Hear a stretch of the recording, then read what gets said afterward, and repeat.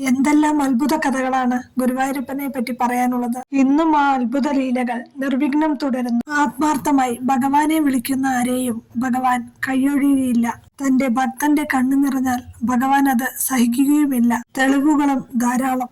ഗുരുവായൂരപ്പന്റെ അത്ഭുത കഥകളെക്കുറിച്ച് മറ്റുള്ളവർ പറഞ്ഞതും ചില ഗ്രന്ഥങ്ങളിൽ നിന്ന് സമാഹരിച്ചതും ആയ കുറെ കഥകൾ ഓരോന്നായി വീഡിയോ ചെയ്യുന്നതാണ്. ഈ കഥകൾ കേൾക്കുകയും വായിക്കുകയും ഒക്കെ ചെയ്യുന്ന മനസ്സിലൊരിറ്റു നന്മയുള്ള ആർക്കും അറിയാതെയാണെങ്കിലും ഒരു നൊമ്പരവും ഒരുപാട് സന്തോഷവും ഭക്തിയും ഒക്കെ ഉണ്ടാകുമെന്നത് തീർച്ചയാണ്. ഒരു സാധുവായ വൃദ്ധന് മുന്നിൽ ഗുരുവായൂരപ്പൻ പ്രത്യക്ഷപ്പെട്ട കഥയാണ് ഇന്നിവിടെ പറയാനുള്ളത്. ക്ഷേത്രത്തിന് ചുറ്റും ഒരു പ്രദക്ഷിണം വെച്ച് വന്നപ്പോഴേക്കും ആ വൃദ്ധൻ തളർന്നിരുന്നു പോയി. യാത്രാക്ഷീണവും പ്രായാധിക്യവും ആ ശരീരത്തിന് താങ്ങാവുന്നതിലും അധികമായിരുന്നു. തിരക്കു കാരണം അദ്ദേഹത്തിന് ഉള്ളിലേക്ക് പോയി തൊഴാനും സാധിച്ചില്ല.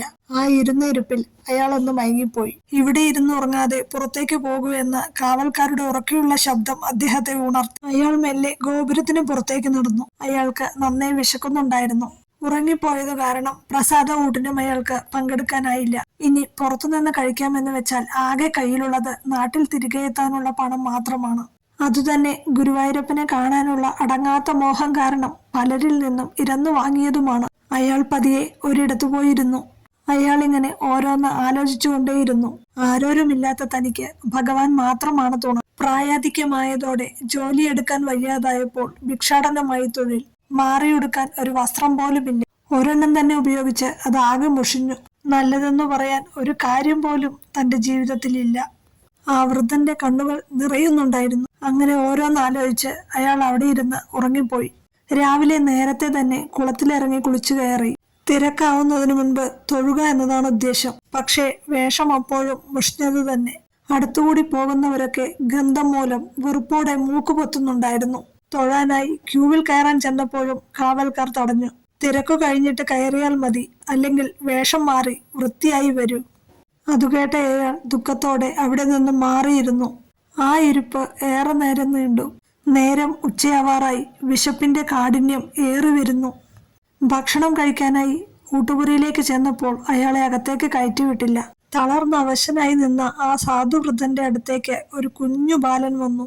അവന്റെ കയ്യിൽ കുറച്ച് കദളിപ്പഴവും പാൽപ്പായസവും ഒക്കെ ഉണ്ടായിരുന്നു. ആ ബാലൻ വൃദ്ധനോട് പറഞ്ഞു, അപ്പൂപ്പൻ ഇത് കഴിച്ചോളൂ. ഇതൊരാൾ ഷീട്ടാക്കി എന്നെ വാങ്ങാൻ ഏൽപ്പിച്ചതാണ്. ഇപ്പോ ആ ആളെ കാണാനില്ല. വിറയാർന്ന കൈകൾ കൊണ്ട് അയാളത് വാങ്ങിക്കൊണ്ട് ബാലനോട് ചോദിച്ചു, മോൻ ഏതാ? ഇവിടെ എന്തു ചെയ്യുന്നു? ആ ബാലൻ ചിരിച്ചുകൊണ്ട് പറഞ്ഞു, ഞാൻ ഇവിടത്തെ എല്ലാ കാര്യങ്ങളിലും ഇടപെട്ട് ഓടി നടക്കുന്ന ഒരാളാണ്. അതും പറഞ്ഞ് ചിരിച്ചുകൊണ്ട് ആ ബാലൻ പോയി. അപ്പോഴേക്കും ഉച്ചപൂജ കഴിഞ്ഞു. വേഗം തൊഴുതില്ലെങ്കിൽ നടയടയ്ക്കും. അയാൾ അവിടെ ഇരുന്ന് വേഗം കഴിച്ചതിനു ശേഷം തൊഴാനായി ചെന്നെങ്കിലും തിരക്കു കാരണം വീണ്ടും പരാജയപ്പെട്ടു. വൈകുന്നേരവും അതുതന്നെ സ്ഥിതി. വളരെ ദുഃഖം തോന്നി അദ്ദേഹത്തിന്. സമയം രാത്രിയായി. ക്ഷേത്രനട അടച്ചു കഴിഞ്ഞു. ഇനി നാളെ ശ്രമിക്കാമെന്ന് കരുതി അയാൾ അവിടെ ഇരുന്നു. കുറച്ചു കഴിഞ്ഞപ്പോൾ വീണ്ടും അതാ ഉച്ചയ്ക്ക് കണ്ട ആ കുട്ടി കദളിപ്പഴവും നിവേദ്യച്ചോറുമായി വരുന്നു. ഞാൻ അപ്പൂപ്പനെ ഇവിടെയൊക്കെ തിരക്കി നടക്കുകയായിരുന്നു, പോയെന്ന് കരുതി. അപ്പോൾ ആ വൃദ്ധൻ പറഞ്ഞു, ഇല്ല മോനെ, ഇതുവരെയും എനിക്ക് ഭഗവാനെ കാണാൻ സാധിച്ചില്ല. എൻ്റെ ഈ മുഷിഞ്ഞ വസ്ത്രം കാരണം ആരും എന്നെ അകത്തേക്ക് കയറ്റിവിടുന്നില്ല. എല്ലാവരും എന്നെ ഓടിച്ചു വിടുകയാണ്. സാരമില്ല, നാളെ നമ്മൾക്കതിനൊരു പോംവഴി ഉണ്ടാക്കാം. ഇപ്പോൾ അപ്പൂപ്പൻ ഇത് കഴിച്ച് സുഖമായി ഉറങ്ങിക്കോളൂ. അതും പറഞ്ഞ് ആ ബാലൻ മടങ്ങിപ്പോയി. ഭക്ഷണം കഴിച്ചതിന് ശേഷം അദ്ദേഹം അവിടെ കിടന്ന് സുഖമായി ഉറങ്ങി. ഉറക്കത്തിൽ ആ വൃദ്ധനൊരു മനോഹരമായ സ്വപ്നം കണ്ടു. താൻ കണ്ട ആ കൊച്ചു ബാലനത പീലി തിരുമുടിയും പൊന്നോടക്കുഴലും ഒക്കെ ഊതി മനോഹരമായി തന്റെ അരികിൽ വന്നു നിൽക്കുന്നു. പെട്ടെന്ന് ഞെട്ടിയുണർന്ന അയാൾ ചുറ്റിനും നോക്കിയെങ്കിലും അവിടെ ആരെയും കാണാനായില്ല. വീണ്ടും ഉറക്കം പിടിച്ചപ്പോഴും ഇത് തന്നെ സ്ഥിതി. പിന്നെ അയാൾ ഉറങ്ങിയില്ല. നേരം പുലരാറായിട്ടുണ്ടാവും. കുളിക്കാമെന്ന് കരുതി അയാൾ മെല്ലെ കുളക്കടവിലേക്ക് നടന്നു. വെള്ളത്തിലിറങ്ങി മുങ്ങി പൊങ്ങിയപ്പോഴേക്കും ആ ബാലനത മുന്നിൽ നിൽക്കുന്നു. സന്തോഷത്തോടെ അദ്ദേഹം തലേ രാത്രിയിൽ നടന്ന സംഭവങ്ങൾ ആ ബാലനോട് പറഞ്ഞു. ഇത് കേട്ട് ചിരിച്ചുകൊണ്ട് ആ ബാലൻ പറഞ്ഞു, ഇങ്ങനെയാണോ കണ്ടത്? പെട്ടെന്ന് അയാൾക്ക് താൻ ഏതോ ഒരു മായാലോകത്തേക്ക് എത്തിപ്പെട്ടതുപോലെയാണ് തോന്നിയത്. നോക്കുമ്പോഴതാ താൻ സ്വപ്നത്തിൽ കണ്ട അതേ രൂപം. സാക്ഷാൽ ഗുരുവായൂരപ്പനതാ ഉണ്ണിക്കണ്ണനായി മുന്നിൽ വന്നു നിൽക്കുന്നു. അത്ഭുതത്തോടെ സന്തോഷത്താൽ നിറഞ്ഞ കണ്ണുകളോടെ ആ വൃദ്ധൻ തൊഴുകൈകളോടെ ആ പാദത്തിലേക്ക് വീണു. അയാൾക്ക് നിയന്ത്രിക്കാനാവുന്നില്ലായിരുന്നു. പതുക്കെ അയാളെ പിടിച്ചെഴുന്നേൽപ്പിച്ച് തന്റെ കൈകൾ കൊണ്ട് കണ്ണുനീർ തുടച്ച് ആ ബാലൻ അയാളോട് പറഞ്ഞു, സംശയിക്കേണ്ട, ഞാൻ തന്നെയാണ് നിങ്ങൾ കുറെ നാളായി കാണാൻ ആഗ്രഹിച്ച ആ ആള്.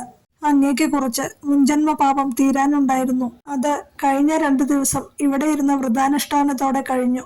പാപമെല്ലാം മാറി. ഇനി എങ്ങോട്ടേക്കും പോകേണ്ട. ഇവിടെ എന്റെ അടുത്തിരുന്ന് നാമജപവും ഭജനവും ഒക്കെയായി കൂടിയാൽ മതി. ബാക്കിയൊക്കെ ഞാൻ നോക്കിക്കോളാം. സ്വബോധത്തിലേക്ക് തിരികെ വന്ന അയാൾക്ക് ഒന്നും മനസ്സിലായില്ല. താൻ കണ്ടത് സത്യമാണോ മിഥ്യയാണോ സ്വപ്നമാണോ? അയാൾ ആ കൽപ്പടവിലേക്കിരുന്നു. അപ്പോഴാണ് മേൽശാന്തി അയാളെയും അന്വേഷിച്ച് കുളക്കടവിലേക്ക് വന്നത്. തലേന്ന് രാത്രി ഉറക്കത്തിൽ അദ്ദേഹത്തിന് ഭഗവാന്റെ ഒരു നിർദ്ദേശമുണ്ടായിരുന്നത്രേ.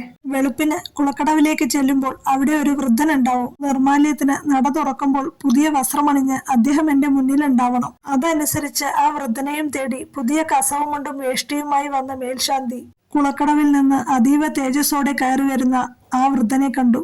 ഭഗവാനെ നേരിൽ കാണാൻ സാധിച്ച ആ വൃദ്ധന്റെ കണ്ണുകൾ ഉഗ്ര തേജസ്സോടെ തിളങ്ങുന്നുണ്ടായിരുന്നു. മേൽശാന്തി ആ വസ്ത്രം അദ്ദേഹത്തെ ഏൽപ്പിച്ച് വേഗം അകത്തേക്ക് വരുവാൻ പറഞ്ഞു. പുതിയ വേഷ്ടിയും ധരിച്ച് തന്റെ സാധുവായ ആ ഭക്തൻ വരുന്നതും കാത്ത് കാരുണ്യവാനായ ഭഗവാൻ അവിടെ കാത്തു നിൽപ്പുണ്ടായിരുന്നു.